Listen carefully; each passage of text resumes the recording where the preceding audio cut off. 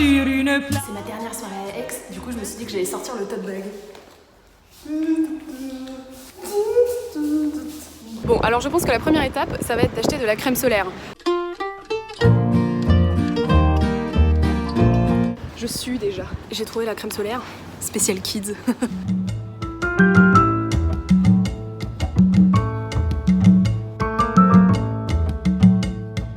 Little baby,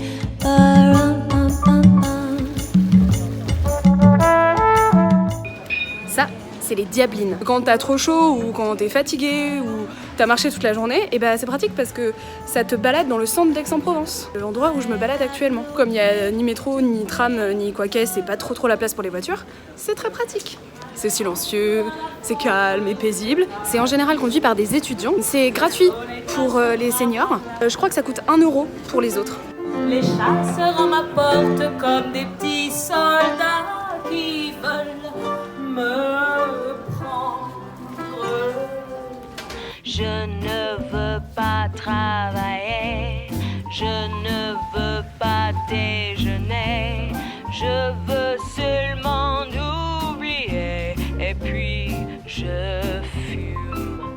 Déjà j'ai... J'arrive pas à savoir si c'est un chantier ou si on est en mode ruine gréco-romaine.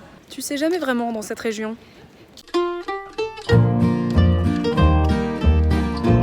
Petit secret pour tenir toute la journée aussi à Aix, outre la crème solaire, l'hydratation. Cette année, comme c'est les 70 ans du festival, quand tu rentres dans l'archevêché, sur la gauche, il y a une expo photo.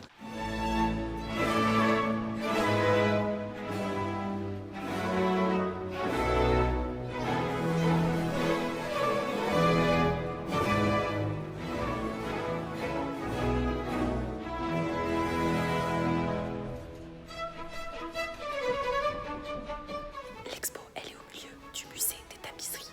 Du coup, bah, t'as aussi des tapisseries. Bonjour!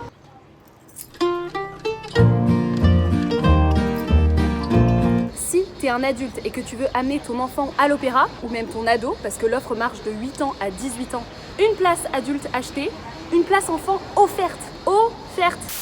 Et maintenant, Carrefour de l'Odéon, plateau France Musique spécial 20 ans de l'Académie, au Conservatoire d'Aix-en-Provence. Carrefour de l'Odéon. Pour ceux qui connaissent pas Frédéric Lodéon, c'est un grand monsieur de la radio.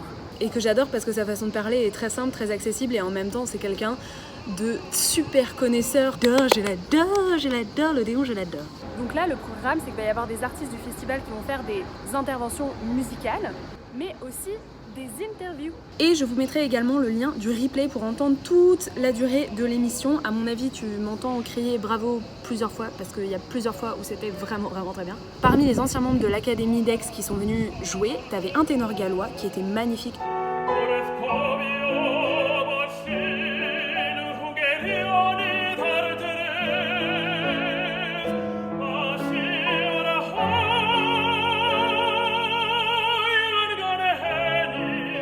Ce que j'ai retenu aussi, c'est un court discours qu'a fait le directeur actuel du Festival d'Aix. Il a eu tout un discours sur la naissance de l'opéra, le fait que l'opéra est quand même un art qui a su briser les frontières, qui est né en Italie et puis qui très rapidement s'est propagé dans le monde entier. Et quand je vois cette histoire et sa capacité à s'enrichir aujourd'hui, j'y trouve de profondes raisons d'optimisme. Salut!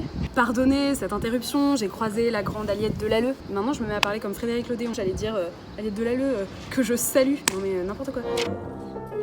J'ai pas vraiment pu prendre de photos, mais sinon j'ai fait un petit dessin. Waouh! La scène, elle était à peu près comme ça, c'est-à-dire tu avais Frédéric Lodéon au milieu, ici il y avait le directeur du Festival d'Aix et là la directrice de l'Académie d'Aix. Et après sur les deux chaises à droite et à gauche, et il y avait les invités qui se ramenaient. Et sinon dans le reste des artistes que je retiens parce qu'ils sont trop cool, il y avait Judith Van Wanrooij que je retiens forcément parce qu'elle a fait ses études à Amsterdam.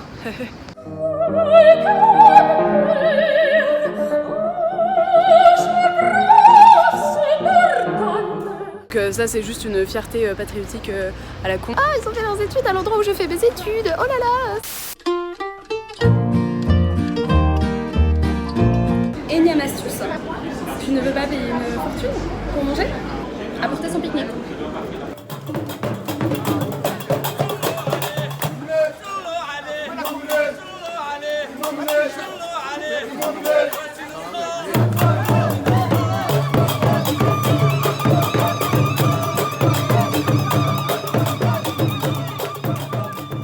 Autre petite astuce pour survivre toute une journée sans puer au festival d'Aix-en-Provence sous plus de 30 degrés, toujours avoir du déo.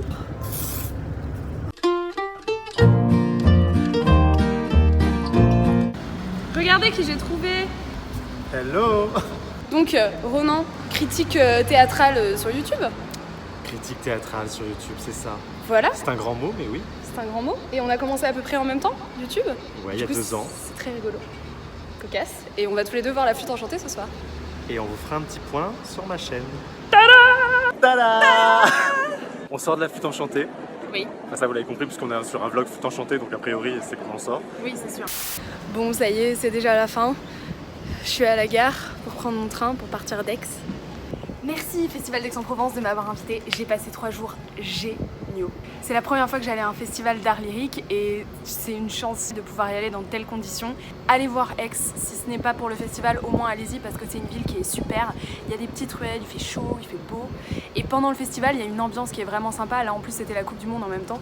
C'est vraiment un mélange de plein d'ambiances différentes. Le fait que le théâtre de l'Archevêché soit en plein air, le fait que les théâtres soient pas loin des uns des autres, les salles où se passent les événements du festival soient à des distances piétonnes, ça fait que les stars du festival, les artistes et le public se mélangent avec la population. On peut croiser dans la rue des gens que tu verras sur scène 2 heures après, c'est vraiment génial. Vraiment, c'était le top et j'espère pouvoir y revenir en tant que spectatrice, en tant que youtubeuse ou en tant que chanteuse, qui sait.